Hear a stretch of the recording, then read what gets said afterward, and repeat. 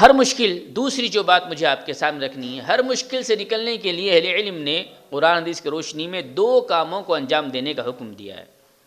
یقیناً ہم پریشان ہیں، نا امید ہے، ڈر اور خوف کی زندگی میں مبتلا ہو چکے ہیں، پتہ نہیں کب کیا ہوگا، کیسے ہوگا، کس حال میں ہوگا، یہ خوف ہمیں کھائے جا رہا ہے۔ لیکن ان مشکل سے نکلنے کے لیے اہل علم نے قرآن حدیث کی روشنی میں 2 باتیں اور بیان کی ہے، اور 2 کاموں کو بیک وقت انجام دینا ہے۔ پہلی چیز کیا ہے؟ پہلی چیز کے سلسلے میں یہ بات ہمارے سامنے آتی ہے کہ انسان اپنے نفس کا محاسبہ کرے۔ جو حالات آتے ہیں یہ حالات کسی کے بنانے سے نہیں آتے، کسی کے چاہنے سے نہیں آتے، کسی کے کرنے سے نہیں آتے۔ ایک مومن ایمان ایسے رکھتا ہے جیسے صحابہ رکھتے ہیں کہ حالات اللہ چاہتا ہے تب بدلتے ہیں، کسی کے چاہنے سے کچھ نہیں ہوتا، کسی کے کرنے سے کچھ نہیں ہوتا، کسی کے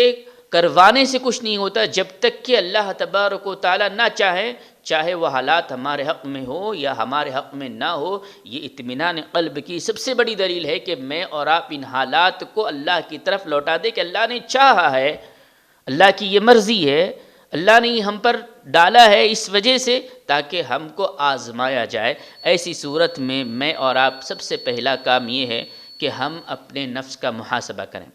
محاسبہ کرنے کے ساتھ ساتھ اپنے مقصد زندگی کو پہچانیں کہ کیوں اللہ نے ہمیں پیدا کیا ہے، کس طرح زندگی گزارنا ہے اور کہاں لوٹ کر جانا ہے۔ مقصد زندگی سے ہم دور ہو چکے ہیں، مقصد حیات سے ہم بہت دور نظر آتے ہیں۔ دنیا ہی کو ہم نے سب کچھ بنا رکھا ہے جس کی وجہ سے یہ حالات ممکن ہے جس طرح ہمارے سامنے ہے، اور بڑھتے جائیں جب تک کہ ہم مقصد حیات کو نہ پہچانیں۔ محاسبہ کرنا، توبہ استغفار کرنا، مقصد زندگی کو پہچاننا، کیونکہ اس سے پہلے اقوام کا ذکر ہمیں ملتا ہے کہ فلولا اذ بعثنا،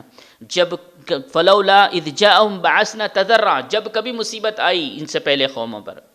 انہوں نے اپنا محاسبہ نہیں کیا، توبہ استغفار نہیں کیے اور مقصد حیات کو نہیں پہچانا، تو اللہ تعالیٰ نے انہیں نیست و نابود کر دیا، آتا قیامت تک آنے والے لوگوں کے لیے ان کی مثالیں قائم کر دی۔ تو مجھے اور آپ کو وطن عزیز سے محبت ہے، وطن عزیز کے حالات سے واقفیت ہے، تو مجھے اور آپ کو بلکہ ہر فرد کو اس بات کا حساب اور جائزہ لینے کی ضرورت ہے کہ وہ اپنا محاسبہ کرے، کہیں یہ مصیبت، یہ پریشانی، یہ آفت ہمارے اعمال کا دار و مدار تو نہیں ہے،